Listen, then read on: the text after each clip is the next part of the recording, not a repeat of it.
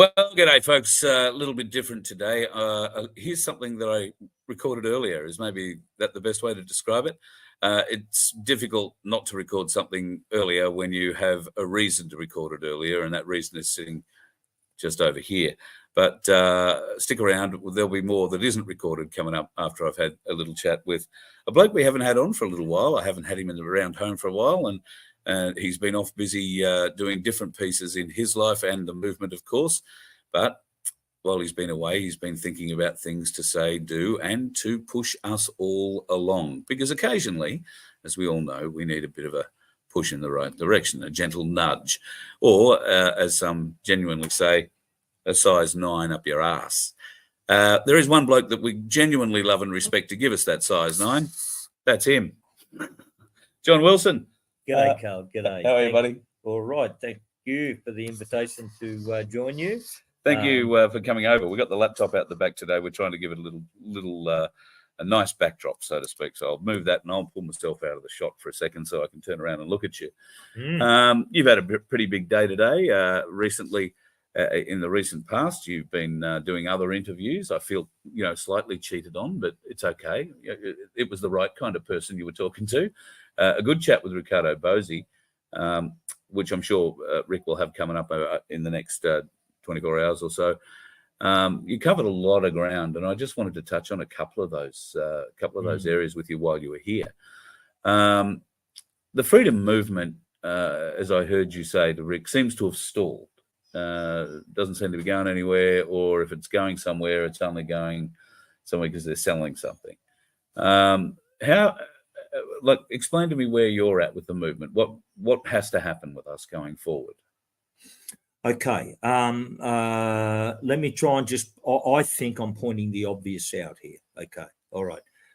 We've had multiple millions of dollars raised from members of the freedom movement and gone upwards, right? Gone out for one thing or another, either a court case, fundraising of some description. Okay. Yep. Multiples of millions. We've had multiples of millions of man hours in terms of volunteer work and research and doing paperwork and all the rest of it, right? Okay. We've had multiple millions of hours of prayer, okay, that has occurred by people of many different faiths. And all of this has been invested into the leadership, if you like, the leadership group of people, those people that are in that area of things, right, and that have been taking money from these people, right? You got me? Okay. I think it's fair to ask, well, what have we got for all of that? What have we got? Okay. And I don't think we've got a lot, because right now, all of our efforts, right, seem to be stagnated. I don't mean to be critical. I don't mean to throw shadow on people. I know there's a lot of people out there working their tails off, right? But I'm saying overall, right? Overall, okay. And I think, I think the movement needs to ask some serious questions of itself. The movement at the moment, some would suggest, is bogged down because a lot of dates and times have been given and missed. Some people are losing, and here's Baxter coming in to say good day. A lot of people are losing faith in the white hat movement, for instance.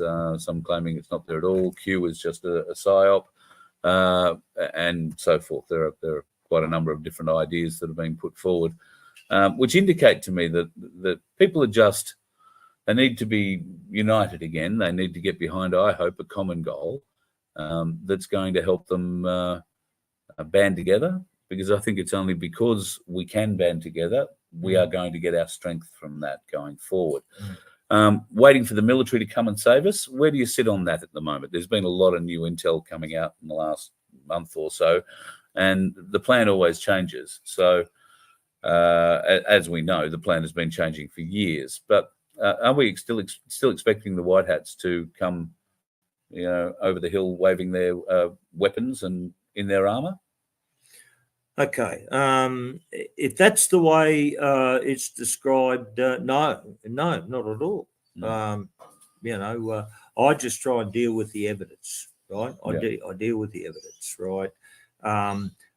We've now seen with multiple millions of views and hours put into debunk and to research all this stuff from Derek Johnson, and not just Derek Johnson, another guy, Mr. Truth Bomber, others, who've done essays on all of this stuff, right? You get me? Yep. We know that there is a military mobilisation right around the world taking place, right? And as it is here in Australia, and that sooner or later, right, that military is going to manifest into martial law. In fact, and I'm not a lawyer, and I don't talk like a lawyer. In fact, I think we're already under martial law right now. A soft version of it. Yes, Yeah. yes. They haven't blocked the streets yet. Look, if they can have a continuity of government in America, right, with Trump being the commander-in-chief, all lawful, all under the Constitution, right? If you can have a president and then a commander-in-chief, right? If you can have that, and they have what they call continuity of government in America, why can't they have it here in Australia? Why? You get me? Yep. So, I don't know. I'm not a lawyer. I don't care. I'm just simply saying that I've seen enough evidence, right? I don't care about the detail. I don't need to know all that. I just don't. I'm never, ever going to sit down and read 20,000 pages of military regs, rules, protocols, and anything else. I'm just not.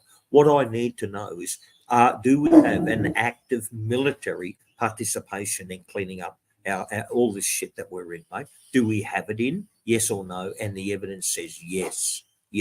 Now, that coupled up with a decaying financial system, right? It's dying, finished, right? The current central bank financial system, right, means, right, we are in for phenomenal change, right? Okay, one way or the other. A, we have military involvement here.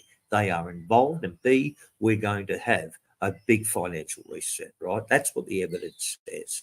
Okay, now I believe, right, that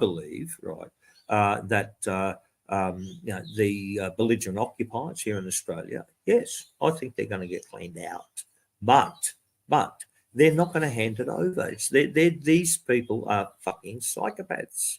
They're psychopaths, mate. Okay, they're not going to hand $1 trillion a year economy over to a bunch of bogans, a bunch of freedom fighters, or anyone else. We have to take it off them. We've got to take it off them, right? You get me? You've got to be you've got to be ungovernable, right? Okay, but B, you've got to get pissed off enough, mate, to take it off them. All right. I heard you mention ungovernable to Rick as well. So, what do you mean by it? How do we make ourselves ungovernable? Go.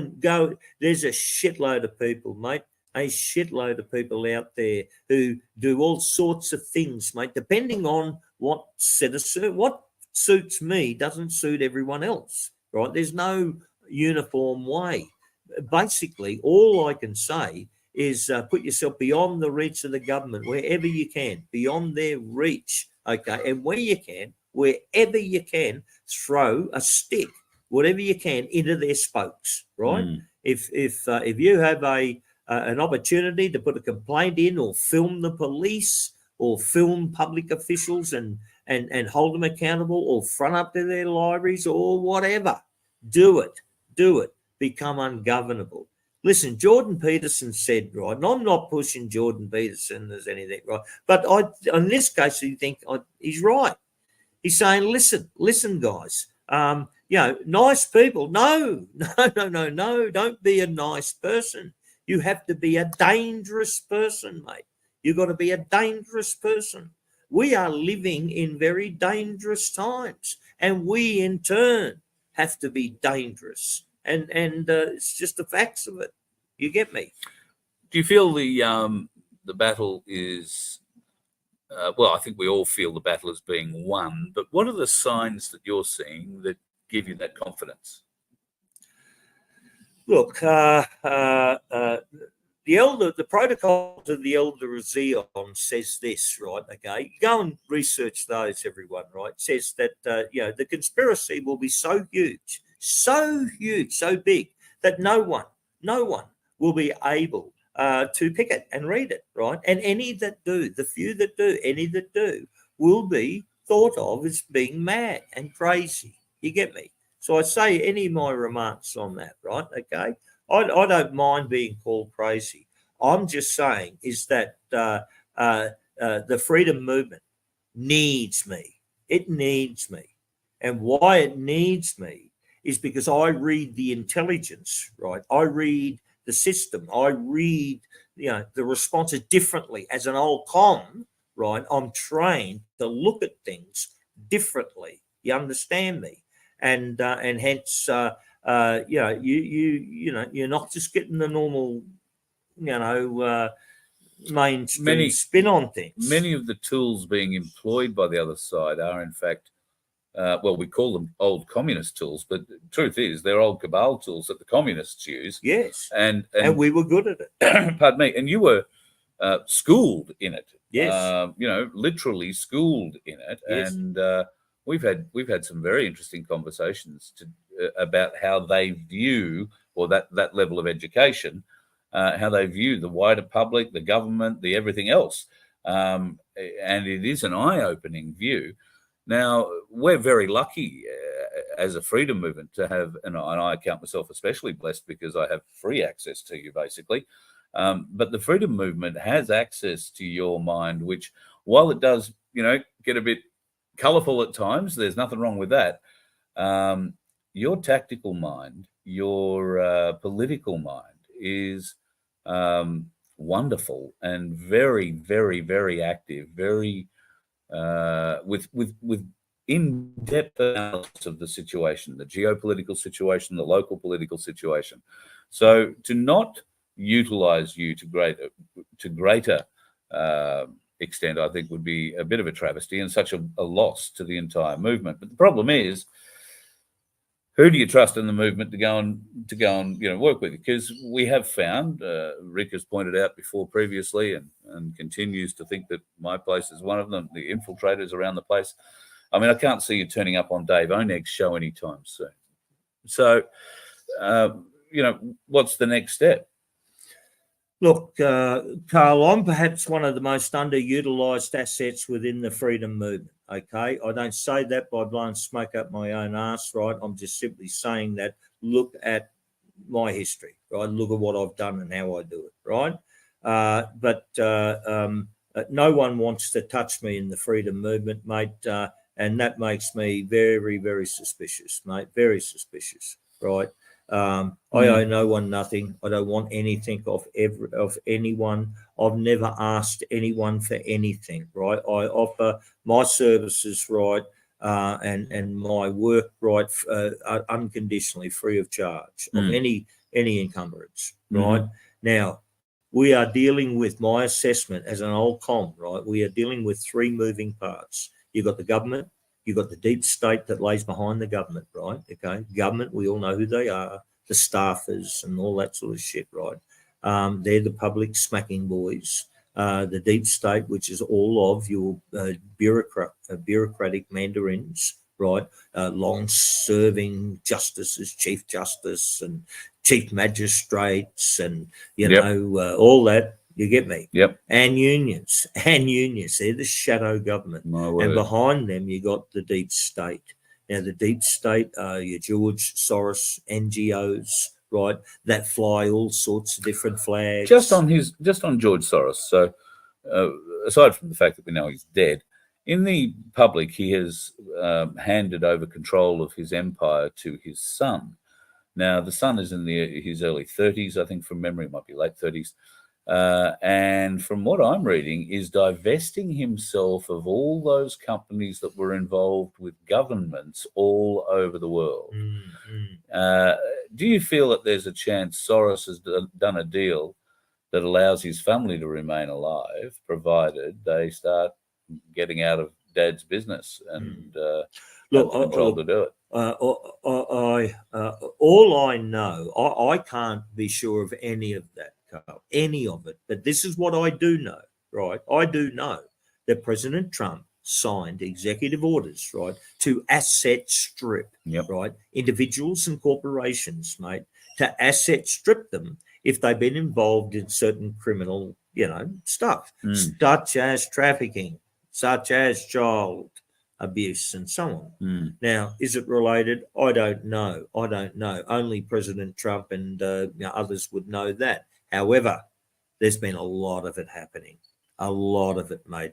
George Soros and his boy isn't the only family in town, mate, that have offloaded lots and lots of assets. Hollywood's done shitloads. Bankers and others have done shitloads. Corporations, they've offloaded a lot. There are a lot of assets, mate, have departed. Look at Bezos, and they get divorced and give their wives, $50 billion or $100 billion separation, all this sort of shit, mate. There've been a lot of asset stripping going on. President Trump did write an executive order. You make your own minds up. I'm just having a bit of a glance down at some of the notes that you had for your chat today. The takedown of the cabal we've seen come in many ways, shapes, and forms.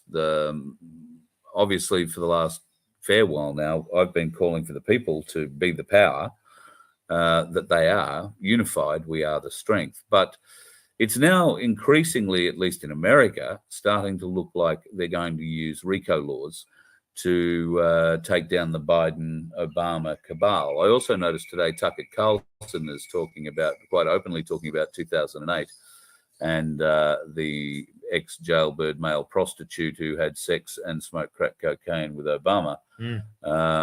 So these things are now starting to come out. And the reasons why they didn't come out in 2008 are also coming out. Are we seeing the worm turn? I hold a couple of views, Carl. Look, the first view I hold is that I believe that military, right, be it American, Russian, or other military forces, have already dealt with, right, a lot of these leading public figures, right, that were involved in crimes against humanity or children, etc. Okay, I believe that there's been a lot of CGI involved, silicon masks, body doubles, and all sorts of other stuff. You get me? Now, but be that as it may, right? I think they've been dealt with. All right. Now, leading out of that, right,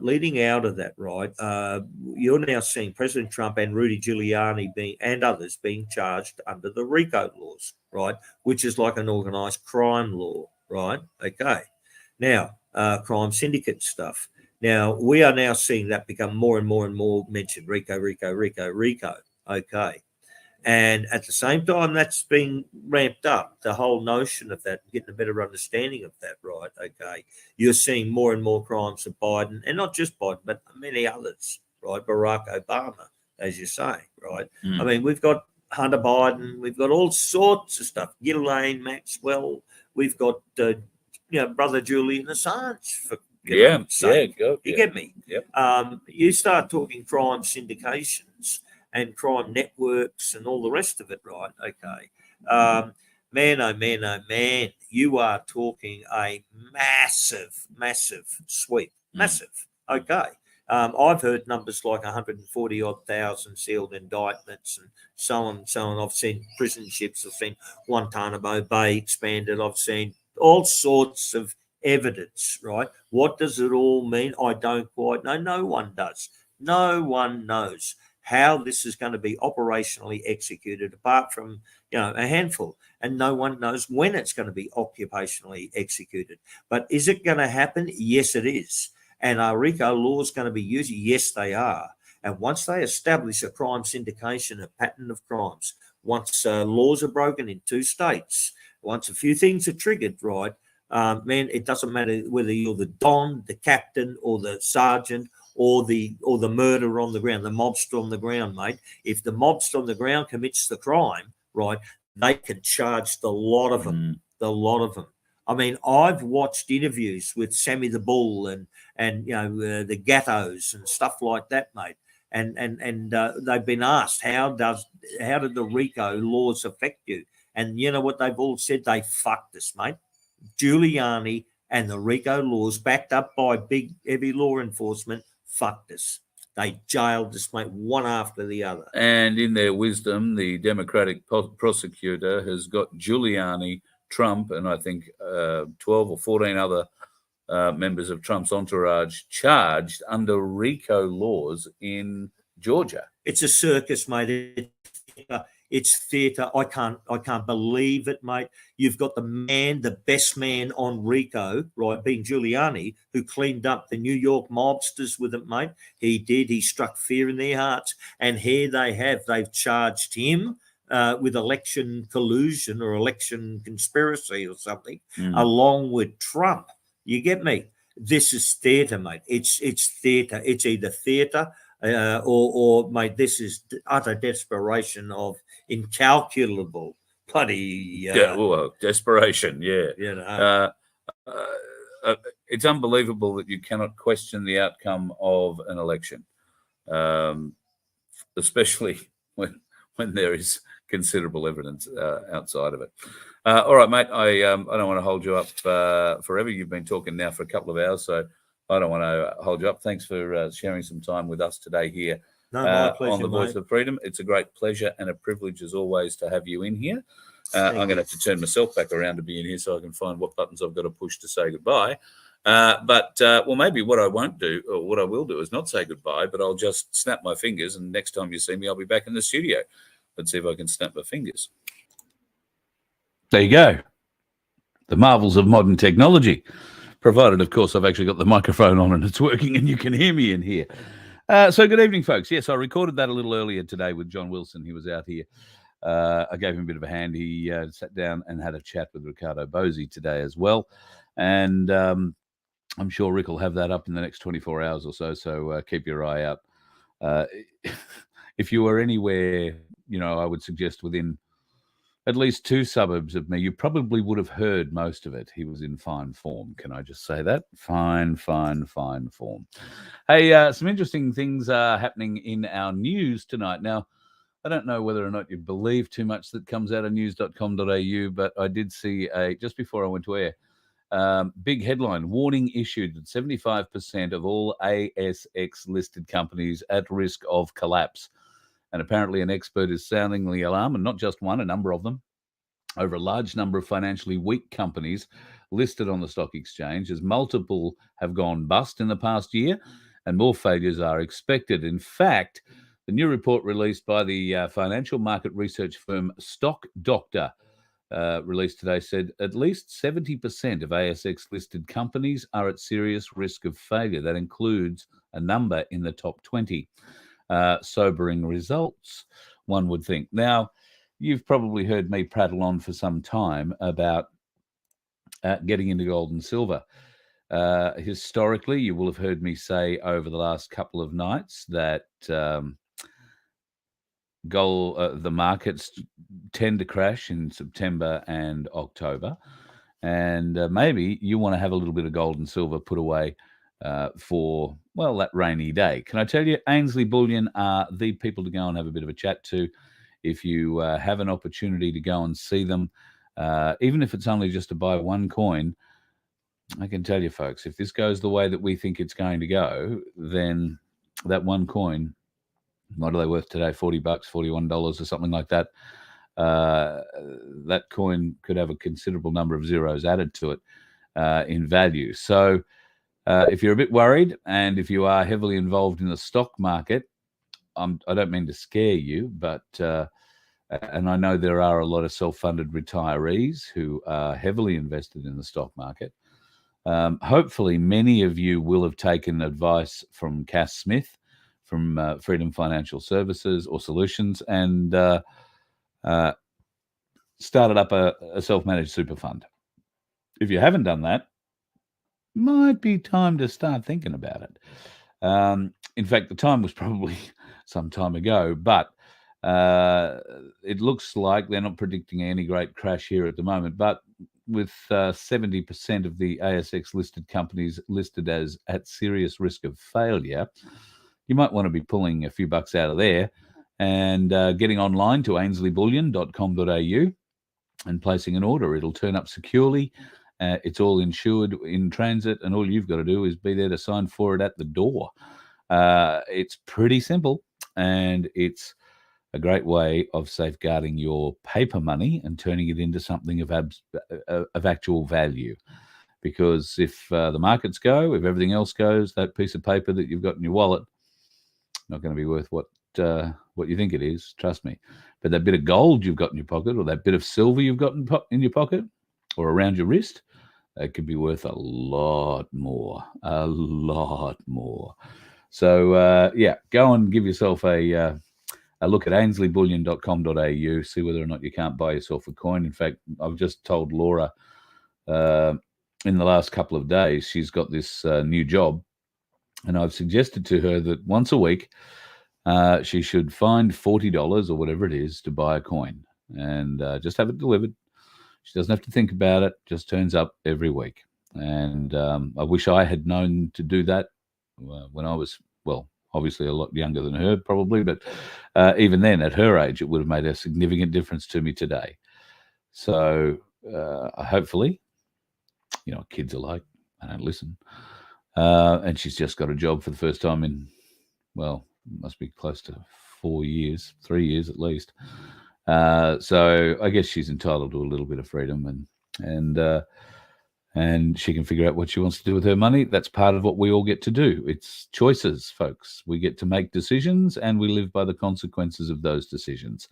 If your decision is to leave your money in the stock exchange, can I suggest that the consequences could be significant? Don't take my advice as financial advice. I just look at what's being said by the experts. And let me say that, quote the experts once again, sounding the alarm over the large number of financially weak companies listed on the Australian Stock Exchange. 70% of the ASX listed companies are at serious risk of failure. Pardon me. 20 ASX listed companies have gone under in the past year. Now that's a huge jump on previous years. I think only 8, it's quoting in the article, had gone down in previous years. So yeah, phenomenal. Halo Food Company, which collapsed recently. More building companies have gone down today. There is a lot of pressure on the market, folks, and I feel for those people who've got houses under construction, or they've signed contracts for and paid significant sums of money to builders who have not started the work yet. I'm not suggesting that the builders are shonky or in any way, shape or form, but it's certainly showing in some cases that there are less than reputable builders associated with some of these contracts. Down in Victoria particularly, I was reading a story, I won't go into it, but I was reading a story over the weekend where a builder ripped off a family of, I think it was 5, $30,000 and a whole heap of work that had been done. He came and tore down and disappeared. Just ridiculous stuff. There should be a way where we can come together on all this, folks. And for the bad tradies out there, or for the bad business operators out there who are intent to rip people off, then there needs to be somewhere they are brought to face the people. Face the people that they are trying to rob. Face the people they are trying to rip off, and explain what they're trying to do. Because with the abundance that's coming, as everybody's talking about, and you heard John talking about his hopes for the rest of this year. In fact, he is a dead set cert believer in that anything with the financial system has to happen this year. I tend to agree with him. The timeline, well, how long's a piece of string?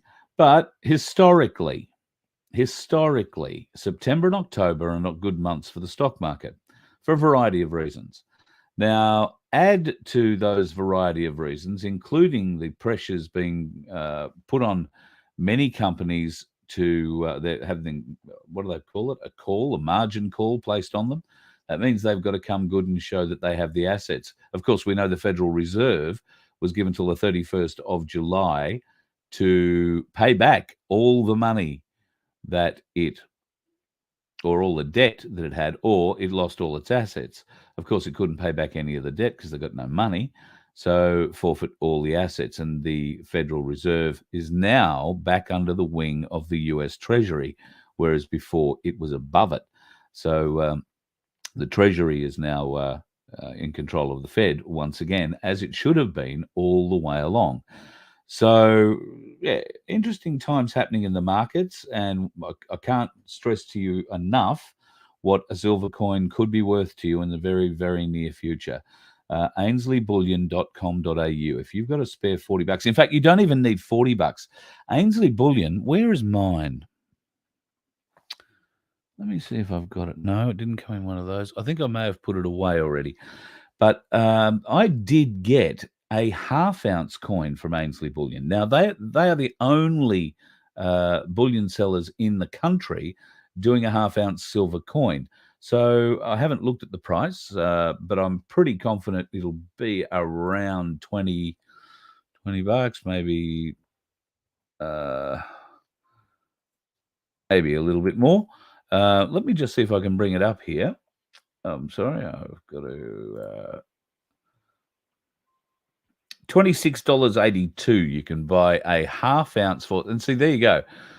So the cost of the half ounce has gone up in just a couple of weeks since I last saw Paul at Ainsley Bullion, which was probably 2.5, 3 weeks ago, when he first showed me these coins, these half ounce coins. They've gone up $6 because they were about $20.41 or something like that at the time. So $26.82 now at Ainsley Bullion, and I would advise, if you have $26.82 to spend, I would be very happy to share that advice and see if you can get it. Let me just see if I can show you what I'm talking about here. This is the one on the left. This beautiful thing with the tree of life on the left-hand side.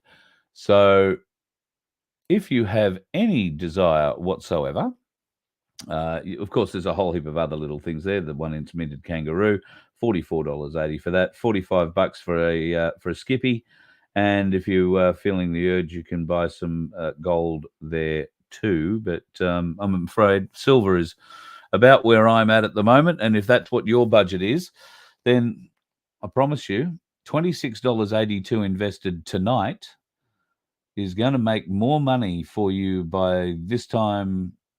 I would say by tomorrow night, but let's give it a week, than anything you invest in a bank, provided they're going to be open. And even if you wanted to invest in a bank, even if you've got a lot of money invested in a bank, even if you wanted to, let's just say, for instance, oh, look, Carl, what you said last night was absolutely spectacular. I want to donate you $20,000. God help you. God love you if you were to come and do that. But you're not going to be allowed to send $20,000 to the donation thing, not in one hit. The bank are going to slow you down. You're not going to be allowed to walk in and go and get $20,000 out and walk into another bank and deposit it. Well, you would be allowed to deposit it, but you're not going to be able to get it out of your bank. They have limited online transfers, it seems, in most of my dealings in the last, or what I've heard from people in the last couple of weeks, is that no more than $5,000 a day can be transferred out of any bank account to any other bank account. Now, unless you had prior arrangements, I gather that you're stuck with that because the bank are not allowing you to change that limit.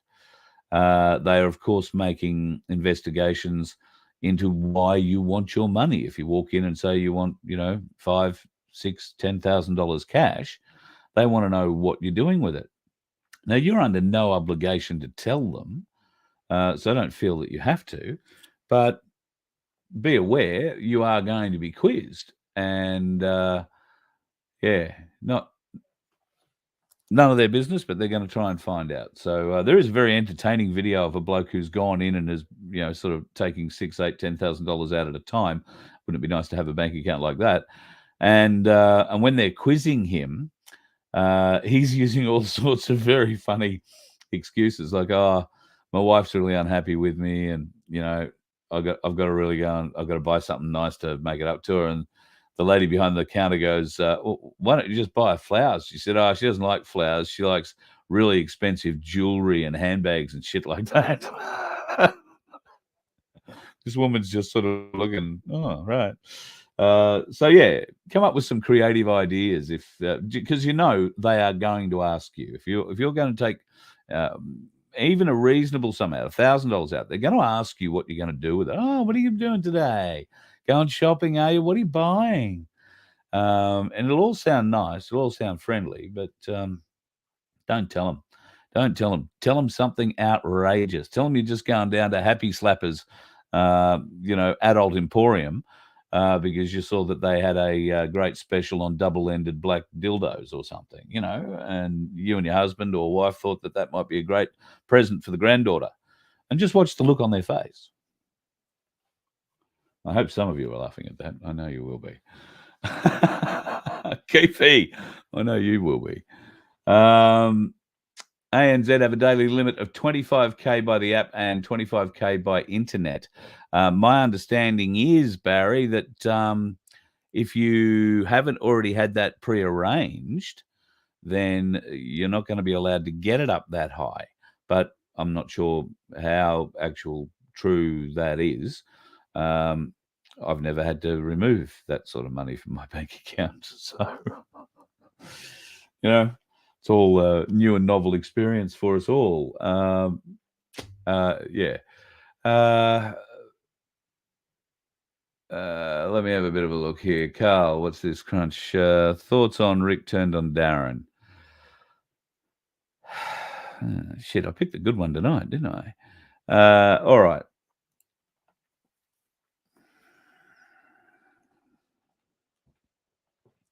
I'm going to be tactful. Trying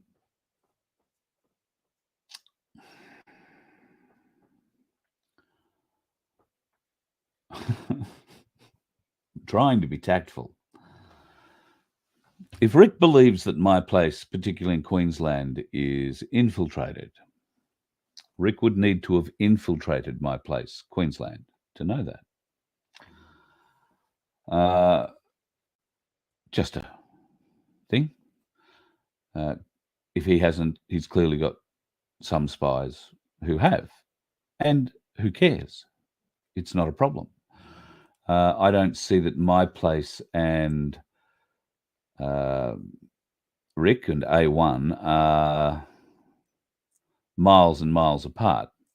My place in many ways owes some of its early days to A1 supporters.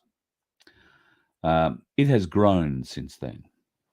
I identified very quickly when we got to Melbourne and met Darren and stayed with his lovely other half, Anna, for a week or so. Got to do a number of shows down in Melbourne in various different places, and 3 particularly from Frankston. I got to understand Darren then and see what sort of a bloke he is, and I knew that I wanted to get behind my place. So I think there were 7, might have been 8 when we arrived in Melbourne. When I say we, it was myself, Bradford, and Rob, and Laura, and the 2 dogs, Neo and Chili, who turned up in Frankston to see what this whole My Place thing that Darren was building was all about. And we stuck around for a week, and it was bloody amazing. The feeling around the joint was like no other. Nothing that I've ever been associated with. So I wanted to bring that feeling to as many places as possible, and that's why you saw me start talking up my place. And I'm not talking up my place because I'm being paid for it or there's something in it for me or anything like that. I just believe that Darren's original ideas that were put together that formed my place are so easy, so simple, and so powerful in every local community, and so easy to do that it was a lay down there for me to get around and support it. Now, if that meant and means that everywhere I go, I leave a My Place seed, or I reinforce the My Place in that town that I go and visit, because I'll go to plenty of places that don't have My Place yet, then my goal is to at least leave the seed of interested people, much like the brilliant folks that I met in Sydney last Saturday, beg your pardon.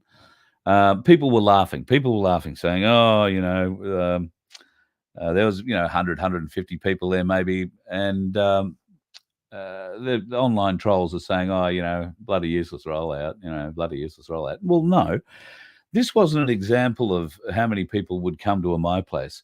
This was a very specific meeting. We asked for very specific people to turn up. When I say we, Darren and his team, Penny, organised it all.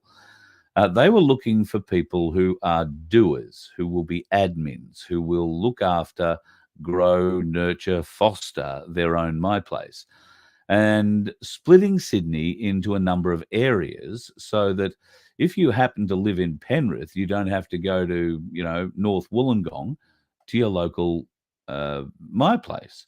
Conversely, if you happen to live in Windsor, you don't have to travel out to Campbellfield, get them confused, and visit there. So that was essentially what happened there. And we had 150 or so, let's call it 150. It's probably a bit under that, but not much under. And Ben, who I threw up in the chat there earlier, Ben was one of those guys who got on his scooter and scooted from the North Shore all the way over the bridge. I'm not sure if he came over the Glebe or the Sydney Harbour. I think he said the Harbour Bridge. And came down to the park. Shook my hand. We had a great chat for 10 or 15 minutes. Thanks, mate. It was really a great pleasure to meet you. And he flagged his interest at being, someone on the north side on the North Shore of Sydney that wanted to be involved in an admin situation. Hasn't got a venue. I mean, you can't all turn up at his flat, but he's prepared to be a calling point, a light, a beacon, if you like, for people on the North Shore to come and have a beer one night. Find a pub you're all happy to go and see, and go down, have a beer to each other, have a bit of a chat. From there, big things grow. And Ben, if you're going to be one of these admins, you get in charge of get in touch with Penny, or you get in touch with Darren. And if you've got a group in Sydney that you want us to come and see, man, we're all over it. I'm not going to scoot there, put it that way, but I will come to town if that's what you want, if that's what you think can help. But if we can help to grow the membership in Sydney, I find Sydney very difficult. From a professional perspective, I've looked at breaking into Sydney a couple of times, and really Sydney, in the industry that I was working in, is a very insular industry. It's a very cutthroat, vicious industry. We're all lovely people, but there's only so much work and only so many voices to do it, So Sydney is a very tough market.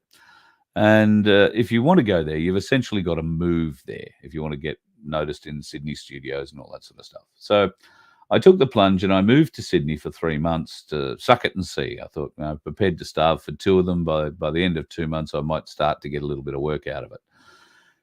I found those 3 months, bearing in mind that I can talk to a rock and make a friend out of a telephone pole, I found Sydney to be the most unfriendly place I have ever lived in my life. Difficult to meet people, difficult to have people open up and be honest. Everybody at that time, and we're going back quite a few years now, I'm not saying it's the same, but quite a few years ago, my experience was if you weren't of any use to the person you were meeting, then they had no use for you. It was step over you and move on, or step on you and move up, I think is the best way of describing Sydney. And that's a bit sad. We need to be more in line with our neighbours. We need to be, starting with knowing their names would be a good start.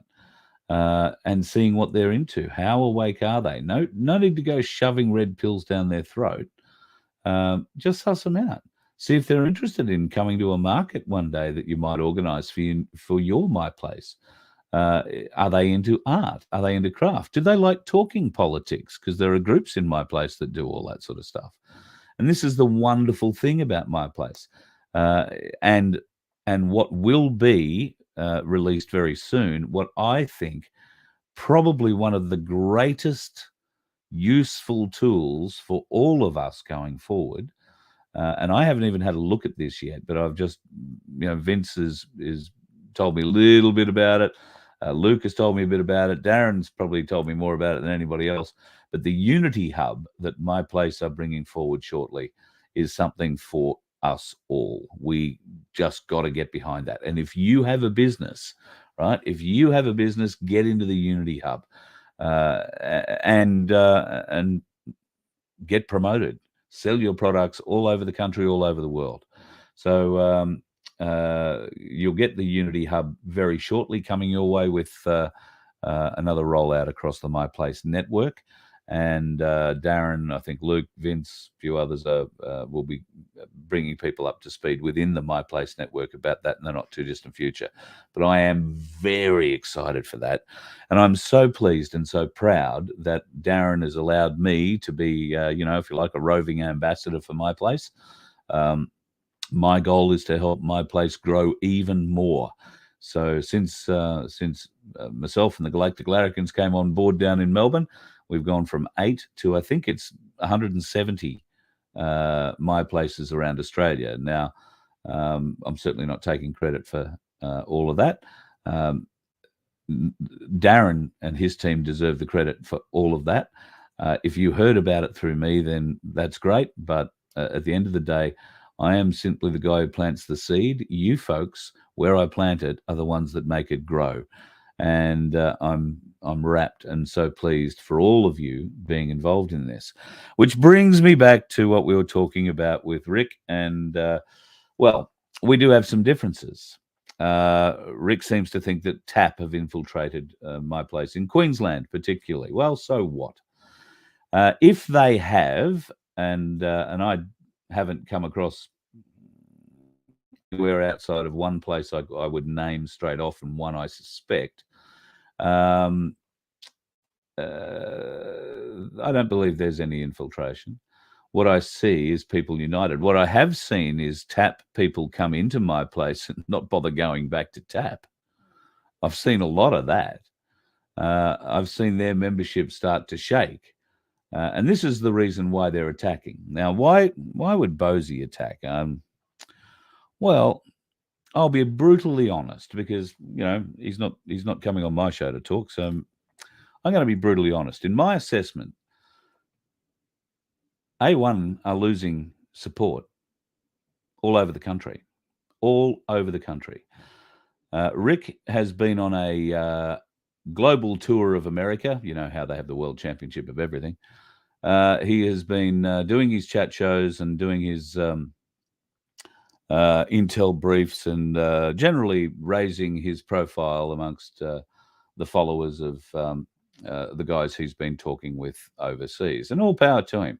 However, in that whole time, the last God knows however many months that's been, basically since the start of this year, not a word to any of us here in Australia outside of whatever he does with his own Q&As. He hasn't been talking to his people, and his people talk to me a lot. I get a lot of feedback about what goes on in A1, and I get a lot of feedback from people who watch the Q&As. There is a lot of concern, and in fact, I can show you one of them here. I've had it sitting on my desk here for a while, wondering whether or not I'll bring it up, but this seems to be a salient area to bring it up.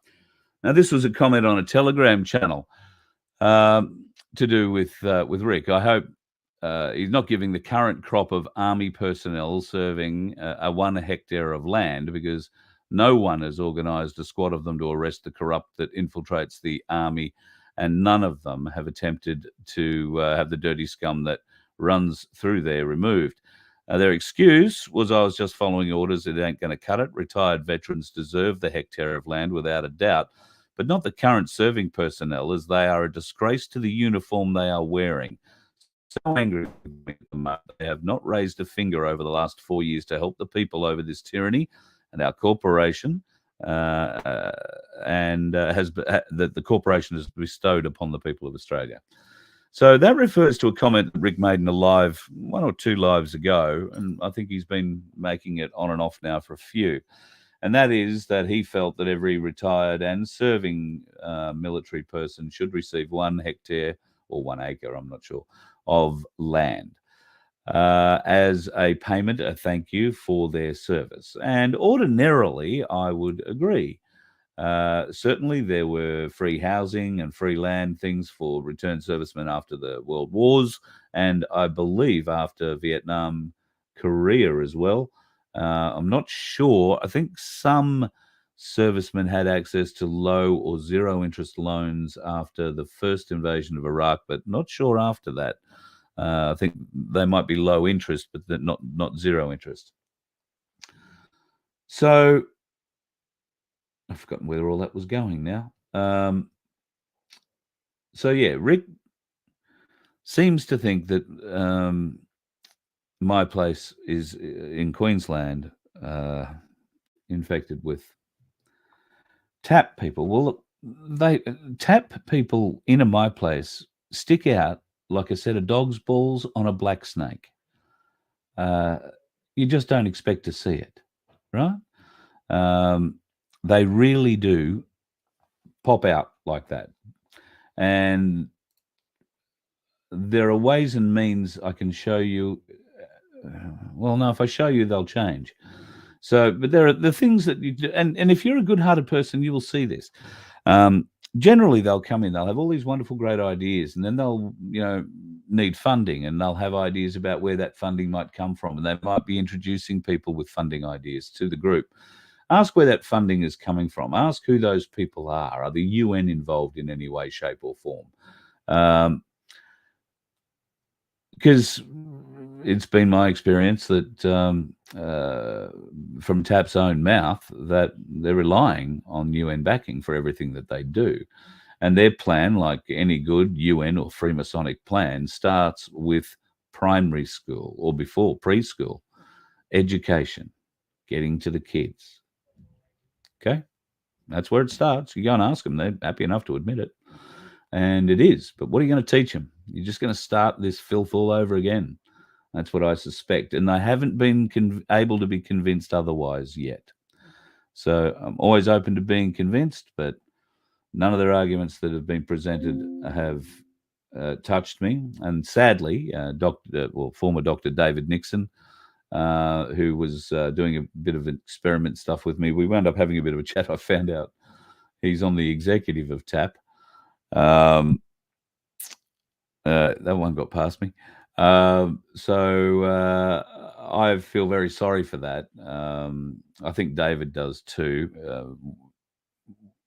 We haven't spoken much since, and I don't know that that's entirely because of what I had to say, but it may well be. At any rate, I do hope I haven't lost him completely. I hope he comes to his senses, and those people who are around TAP come to their senses and see my place for what it is. Now, yes, Darren, somebody approached me yesterday saying, oh, gee, Darren's got some wild ideas. Well, no, Darren's just got some common law ideas that he's been following and he's doing his own education on. Now, he doesn't say for 1 second that you or the My Places should follow what he believes. He does suggest that you should do your own research and look at what he's doing and pick holes in it. If that's what you want to do, that's quite fine. He's not suggesting for a moment that you should be doing it, nor is it a My Place ethos. So don't get worried about things like that. Worry about how you help with the food security network that's being built. Worry about how you might be able to help with the logistics of moving everything from frozen beef, pork, and lamb to large quantities of fruit and vegetable. And how do we move it from one place in the state to another place in the state and then distribute it to the people in the My Place who've already purchased it? Start applying a little bit of thought to those sorts of problems, folks, and it will raise your vibration. Because when you think about things like that, you are thinking about the betterment of us all. It doesn't get any better than that. when it comes to raising your vibration, because you're not thinking about self, you're thinking about us all and how that can impact. So don't just think about, oh yes, I know a bloke with a truck and I'll ask him if he can do it. No, find out what the bloke in the truck needs to survive. Pardon me, rib's still a bit sore. Find out, not so much what he needs to survive, but what is a fair and equitable rate for the use of his time and services and equipment. And is that then a viable proposition to put towards your My Place transport group or food security group? Don't have one of those? Get a My Place. It's not real hard. And of course, as I say, we will come to any My Place anywhere in the country. If you want me to come to your My Place, then now is the time to tell us where you are and when the best time to come is. Now, when the best time to come is up to you. We will try and fit you in sort of like a tour run. But we need to know where you are and when's the best time to come for you. If there is a festival or something in town one weekend, or I don't know, something you want to showcase the town for, then that's the time to get us to come to town, because we're going to, bring a radio station and a few other things. So if you'd like to know more about that, then email Rachel, RSCHEL, at VoFHQ.com. She's putting together a spreadsheet now of My Places that are interested in having the Voice of Freedom show roll up. We'll do a show there, but we might stay around a few days, see if we can't answer a few questions and tell your stories, because that's really what this is all about. We're going to unite through our stories.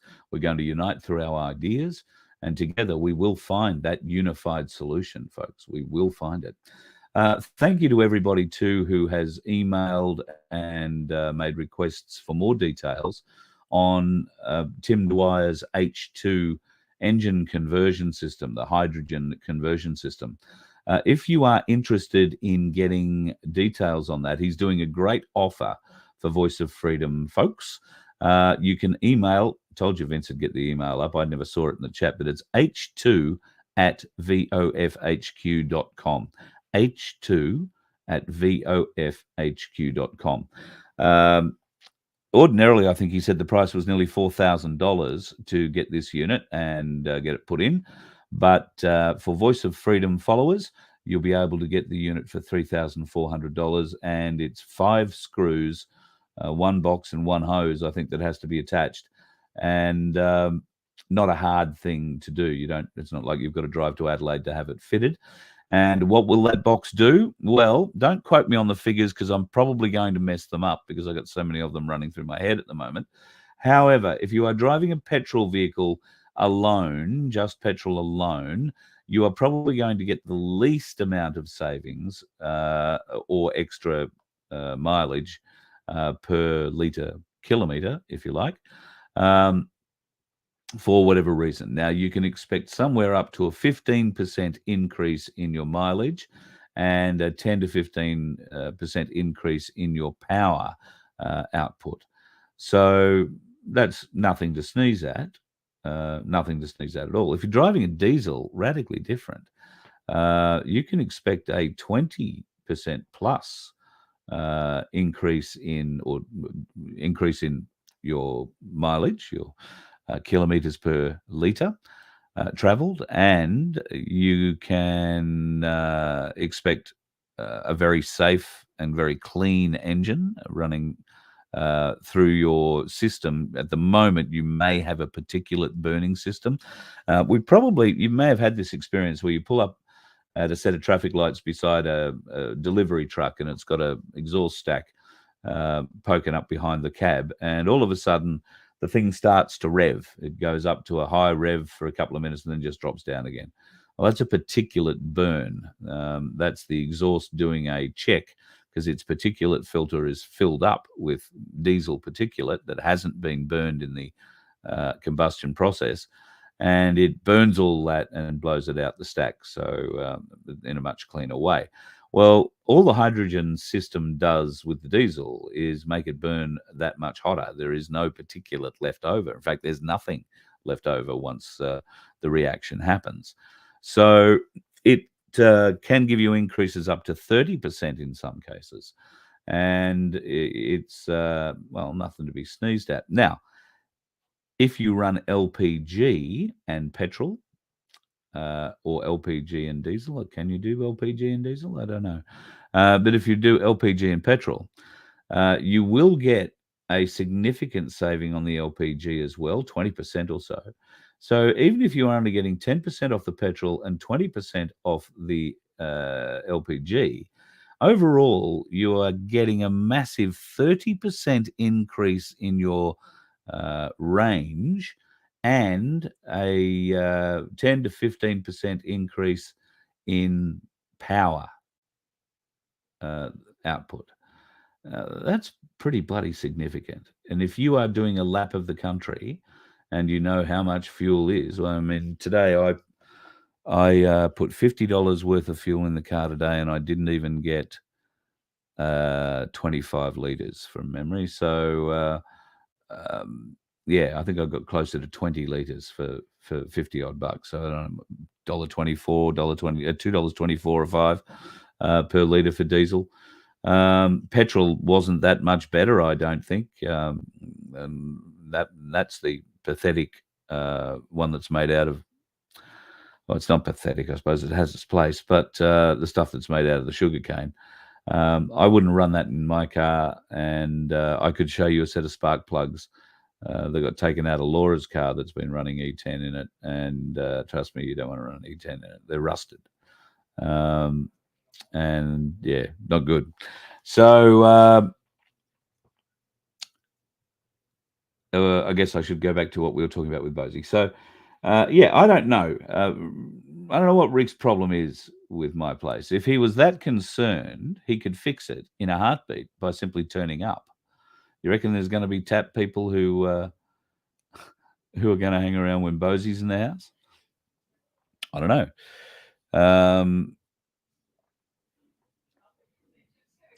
I don't know. But I would have thought that there are ways and means, and alienating my place is fairly stupid from my perspective, in that a lot of the wonderful folks in my place are A1.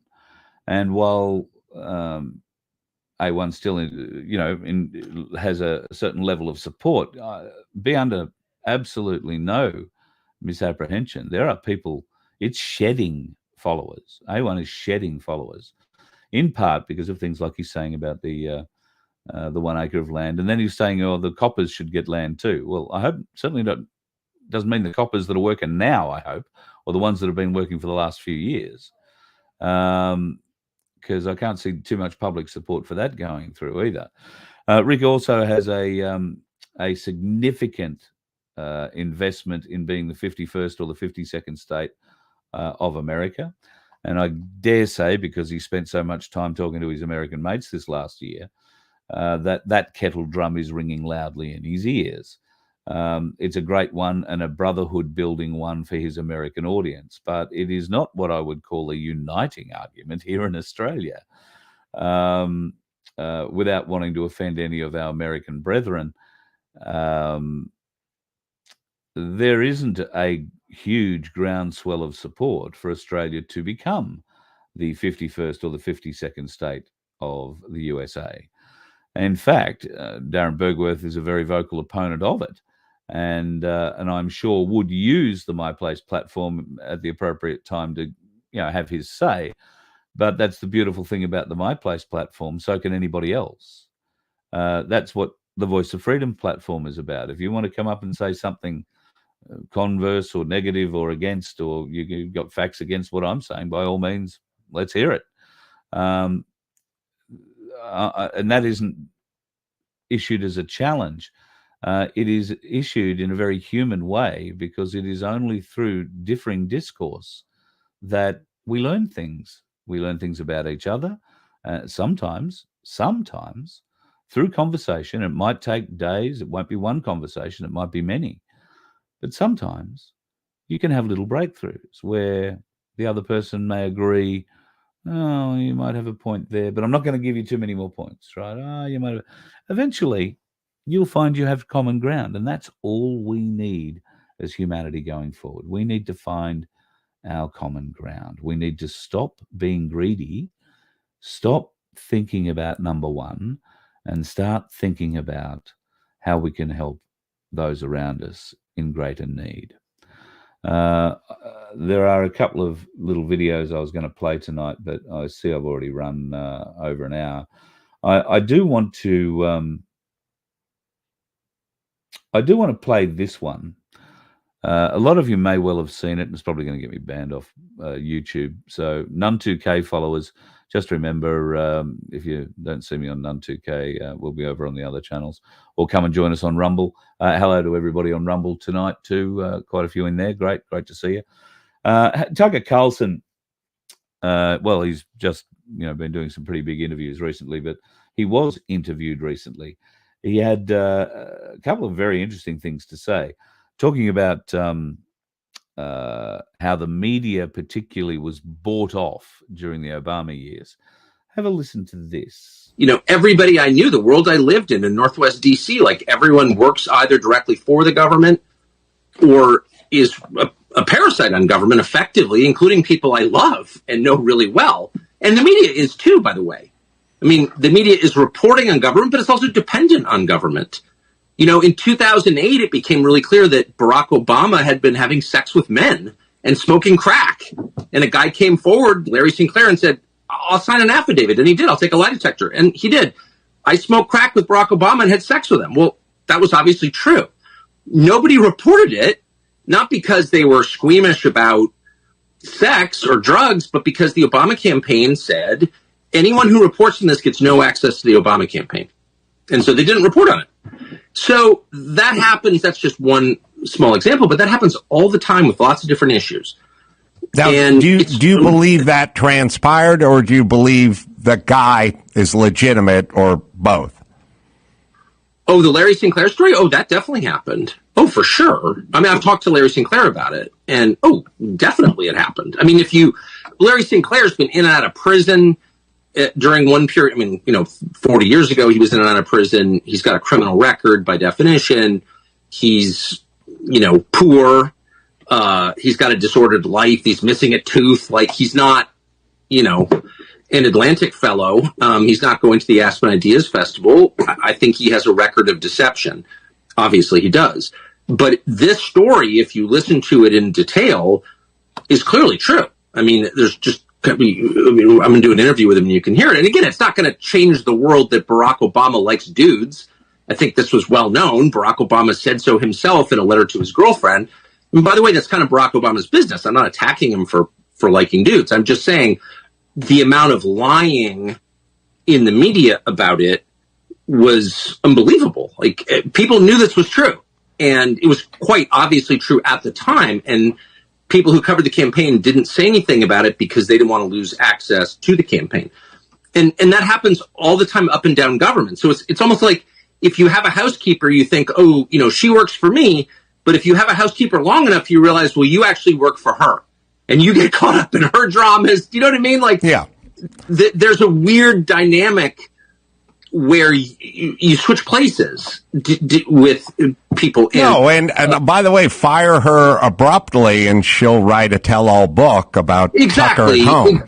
That's exactly right. And we don't even have a full-time housekeeper, so that's not going to be an issue for me. But the point is, you think you're holding government accountable, but actually they're controlling you.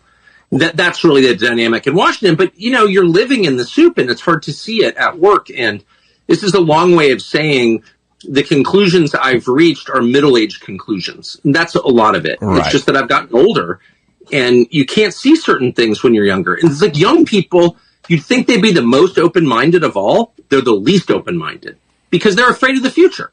So they want to believe whatever storyline they've been fed is true. Like, the only problem with America is white supremacy, and our tax system is fair, and Kennedy was assassinated by a lone gunman, or whatever. They don't want to face the terrifying unknown and complexities of the actual world we live in, the reality of life, which is we have no freaking idea what's going on, actually. They don't want to admit that. What he's talking about there is kids not wanting to take responsibility. The young ones not wanting to take responsibility for their actions, not wanting to take responsibility for the consequences of their actions. And we see that all day, every day, in so many different ways. I'm not saying that there aren't exceptions to that rule. Of course, there are. There are some great kids out there. Hello, Jathan, by the way. Just want to say good day. Last time I saw Jathan, he was 15, so he's got to be close to, 16, maybe 17 by now. Very switched on young man. Hello to little Josie. She was, I think, 10. Very switched on young lady. We have young people in the movement. Not many, but we have them. And we have to nurture them. It is desperately important because without being able to take responsibility for your actions, and without being able to take responsibility for the consequences of those actions or those decisions, then nobody's going anywhere fast. And, you know, you can tell by how full our courts are and with such bullshit sort of judges and legal system as we've got playing out at the moment, why we're in the sort of trouble that we are, it's self-evident, I guess. I would want to play you something else tonight regarding the no vote before we go. You may have seen this too. It's a couple of days old. Bronwyn Bishop is an amazing voice now that she's not in Parliament. I think that's probably the easiest way of describing her. I don't know that. Well, I suppose all parliamentarians are muzzled to a certain extent, but at this point in time, where the voice vote is now up for grabs, the yes vote has got a $30 million funding deal, I think it is, from the government. Might be wrong on the exact number, but they've certainly had a lot of money so far, and they're going to get a lot more over the next 6 weeks. And the no vote gets, I think, nothing from the government. That in itself makes the referendum illegal. The government is constitutionally bound to fund both sides of the campaign equally, but they're not doing that. Why aren't they doing that? Well, it doesn't suit because, they obviously want us all to vote yes, or they want to try and sneak that vote through. Watch what Bronwyn Bishop has to say about that. An image that will never leave my mind is the one that was on the front page of the paper of an Aboriginal woman outside Alice Springs who had moved there so she could have dialysis treatment. She was living with 6 children on a slab of concrete. Now, where were the elders? Where were the members of the Land Council who have millions of dollars in the bank? Where were they to help this Aboriginal woman? She was absolutely bereft, and nobody from her own linkages with land councils, with the money provided, none of it was used to come to her aid. There's nothing disadvantaged, Stephen, about Linda Burney. There's nothing disadvantaged about Marcia Langton or Megan Davis. There's nothing disadvantaged about Nell Pearson. But there is a hell of a lot wrong with a woman who's living on a slab of concrete with 6 children to get dialysis for her health care. Now, they're the people who need helping. It's not all Aboriginal people at all, or all people of Aboriginal heritage. We have people who have no Aboriginal heritage, who are equally disadvantaged, who are living in cars, mothers with children living in cars with nowhere to live and no money for food. We have to provide where there's a need. And this whole referendum, this whole treaty question, it is just breaking up the Australian nation and teaching children to be afraid and honestly losing faith in their own country. There is no pride being taught in our own country. We have built a fantastic country. It doesn't matter where we came from. We all came from somewhere else. Some came 60,000 years ago, some came 6 years ago. But we have built a magnificent multicultural society where we aspire for the best for our people. Now, the fact that we have a large group of people who are living very much so in the Northern Territory and in North Queensland and North Western Australia who need that attention, this outcome is not going to come from the voice.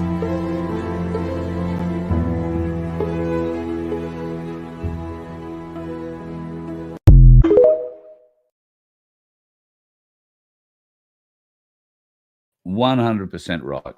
couldn't agree more with her. So what are we going to do about it? Well, we're going to get out there and talk to the fools that think they, are doing the right thing because they feel right voting yes. We have to make them aware that by voting yes, they are condemning our original people, every Aboriginal, into the same slavery system that we are currently in. And if I could speak to our black brothers and sisters, it is only through you that we can all be saved. It is only through the true sovereigns of this nation exerting the power and teaching the rest of us how to, that we are going to be saved. Now, I'm not placing all that burden on the Aboriginal community, but they're the only ones who have never given away their sovereignty. There are plenty of white sovereigns, don't get me wrong, but we've had to reclaim it. That has never been the case with Aboriginal or Torres Strait Islander people. All right, so I think I've probably prattled on enough tonight. Gone on a bit longer than I thought. Let me just have a bit of a look here. Aussie Sue is always right. Yeah, talking about new lockdowns. Very quickly, I'll talk. Very quickly, my theory on the lockdowns is this. The original scare story that I heard was Coldplay coming to Australia, opening concert in Perth at the big stadium in Perth. A lot of people going interstate to see that concert. One of the international crew has come over with this new version of COVID, cough, splutter, splutter, somebody else catches it. Then everybody at the stadium, regardless of where you are in the country, has to identify. And of course, this will happen 2 or 3 days after the gig. And you will have all gone home by that stage. So we'll have people from North Queensland to South Tasmania and West Bondi to put their hands up and start coughing and spluttering and sneezing. That will be enough to force the governments into lockdown and everybody into masks. And, well, maybe not lockdown straight away, but certainly into masks and all that other bullshit.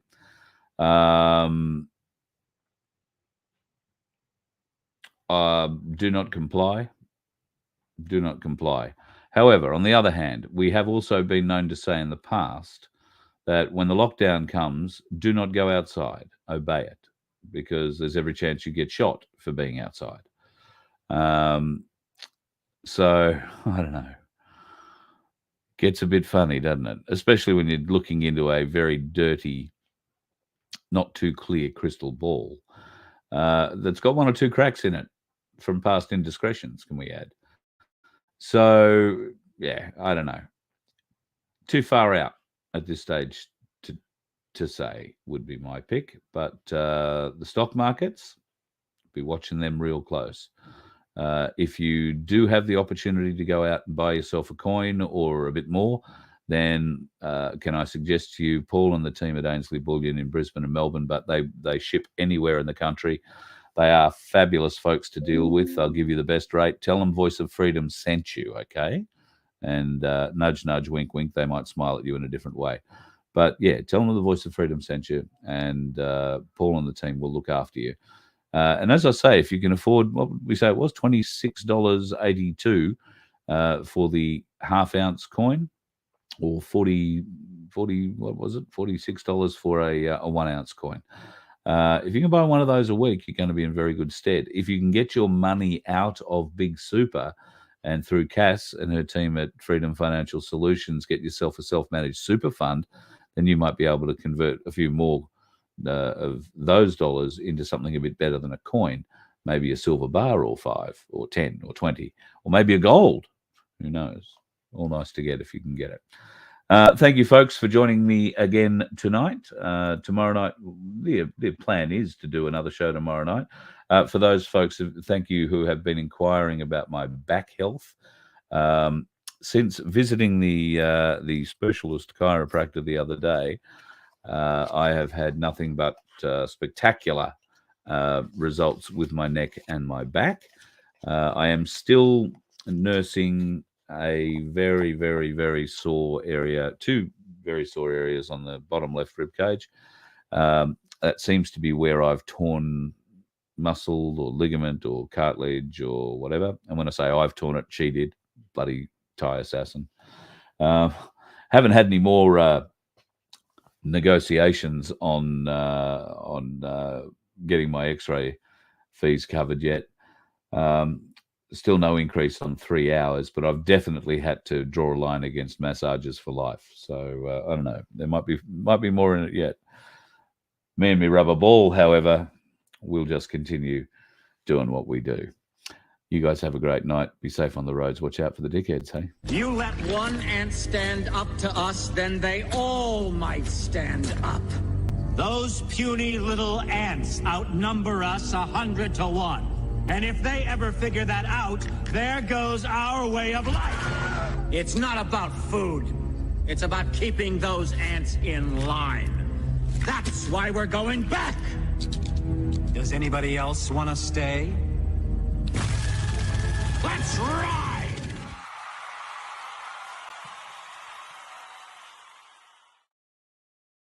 All right, I haven't gone. I've just seen a couple of comments in here, so I should have gone back to these. Some people talking about the Coldplay thing. All right, so I didn't say that I think the theory has changed. It won't be November, it'll be September. It'll be the Melbourne Grand Final. Kiss are coming to play at the Melbourne Grand Final. With them, 16 semi-trailer loads worth of gear and a whole heap of American crew. So, 100 and whatever thousand at the MCG on Grand Final day from all over Australia. I reckon that's going to be a super spreader event just between you, me, and the gatepost. I'm not trying to be a conspiracy theorist. I'm just trying to think like an evil prick. And if I was going to be an evil prick and I wanted to start this somewhere in Australia that could have implications in every state and territory, then the place to do it isn't a Coldplay concert in Western Australia. It is the MCG on Grand Final day. And with that little thought, I bid you adieu. Night, folks.